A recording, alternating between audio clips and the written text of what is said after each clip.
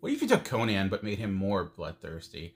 More on that in a moment. Hey everyone out there, I'm Dan, aka the Comic Concierge, and this is my advanced review of the Barbaric #1 from Vault Comics. And with this being an advanced review, I'm not going to get into any major spoilers, just talking about my general thoughts about the issue, who I think might enjoy it, and what is the general premise of this issue. And maybe if you want to find out more about it and see if it'll be a book that you might like or not like, stay tuned to this review. As mentioned, Barbaric #1 is published by Vault Comics, writing by Michael Moreci, art by Nathan Gooden, colors by Addison Duke, letters by Jim Campbell, and design by Tim Daniel. As mentioned, this is very much in the vein of classic Conan, but with a more modern sensibility and sardonic sense of humor. And this follows Owen the Barbarian, who's your typical type of brute, except that he has a pesky little curse that is causing him to do good. He has this magical axe that talks to him and is his moral compass, even if that axe has a bit of a drinking problem. I mean, when you're designed to execute brute force, maybe that's a cause of it, I'm not sure. But what it does, it lets him know is this a situation in which, yes, you can kill this person? Is this a situation where you should be getting off your butt and doing something? And he's traversing this land, kind of allowing the axe to kind of guide him in what he should do. And as quality fantasy adventures tend to happen, and he has a few other individuals he encounters that may be joining him on this quest, even if they're people that he personally can't stand. And Owen is your typical brute in the sense of he has a very brutal sense of humor, and he's very open with his disgust about his current situation. He's, he doesn't miss words, and he, does love to hit things with a giant axe when he can. And clearly this situation is one he does not want to be in, but because of a curse that was put on him by these three witches, he has no other choice. And it is a fun setup in that way. We've seen a lot of these takes on Conan, obviously with Marvel having Conan now. Like there was one done by Dark Horse with Jeff Lemire, Mike Deodato last year, which was like Conan in the modern age. This is very different. This is very much in the vein of the classic tale, but like I said, with a bit of a different twist. And I really did enjoy it, but I thought what it did a good job of is juxtapositioning the sense of style with that classic look. And a big part of it was the art.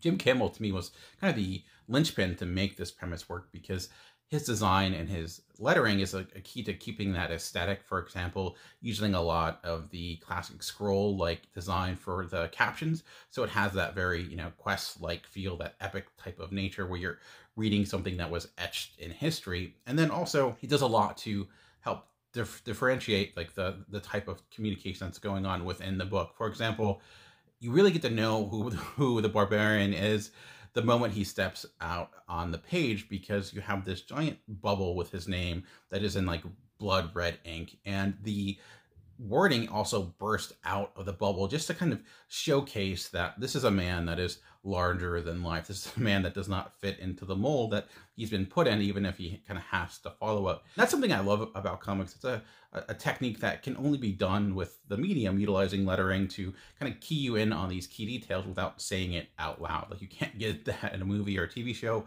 but lettering can kind of give you that type of understanding without maybe even realizing it. And I also like the way that he differentiated the communication between people like Owen and the axe, where the axe has like this really morphed looking talking bubble, just to let you know that his communication is much different than that of a normal person. And there's a lot of great artistic choices, like I said, that can do a lot to give you an idea of the people that you're working with, as well as staying within the framework of the classic Conan design.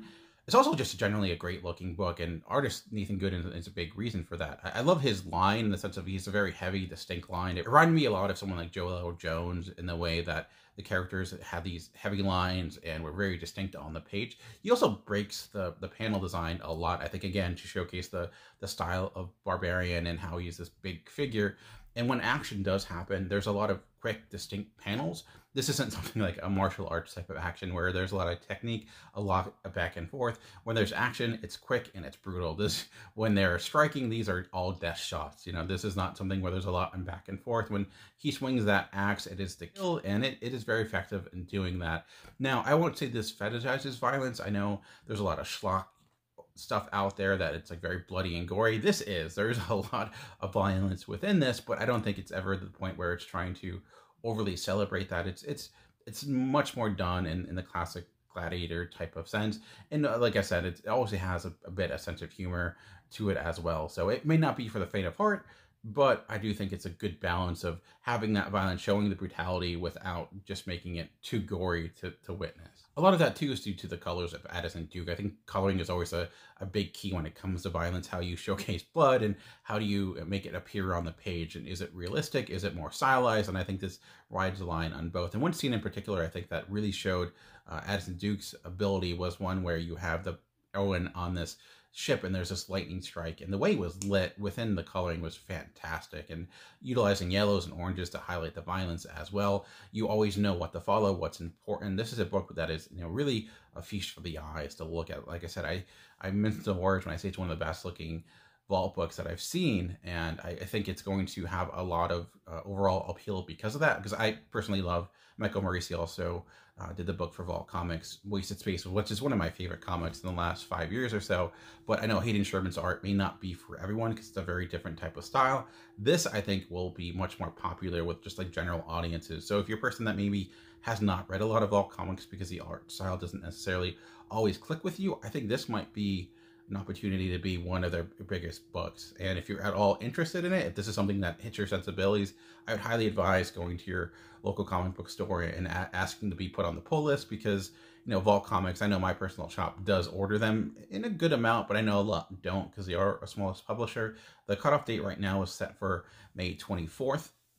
So again, if it's something you're interested in, you want to check it out. Overall, my opinion on it is that I do think it's a very strong first issue. And first issues, I always say, that are the hardest thing to do. It's like trying to write a pilot episode for a television show where you establish everything that's important before the first commercial break. It's not an easy task. And I think ultimately that the key is, how do you build intrigue? What do you do to get you excited for the next issue? And there's different ways of doing it.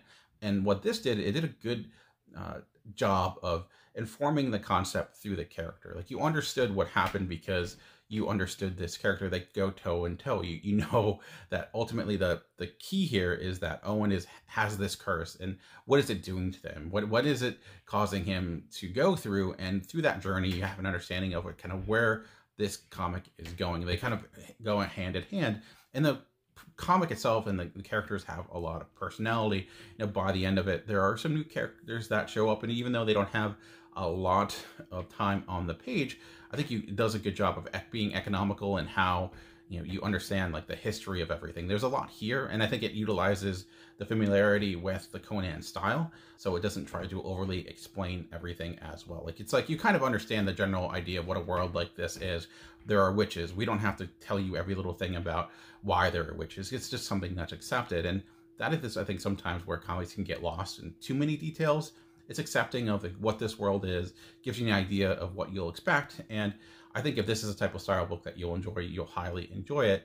If I had one major issue, was that there was a lot of foul language in this book, and I know it seems a bit hypocritical to be like, yay, violence, boo, bad language, and it's not necessarily that I think it's a bad idea to utilize, cursing by any means. I do think, though, that it does, I think, diminish and remove the veneer of the premise a little bit. By that, I mean, say when you have Captain America and you had him utilizing a lot of modern wording and modern phrases of the time, like it removes the idea that he's a man out of time. So by using that type of dialogue, it diminishes what makes him unique.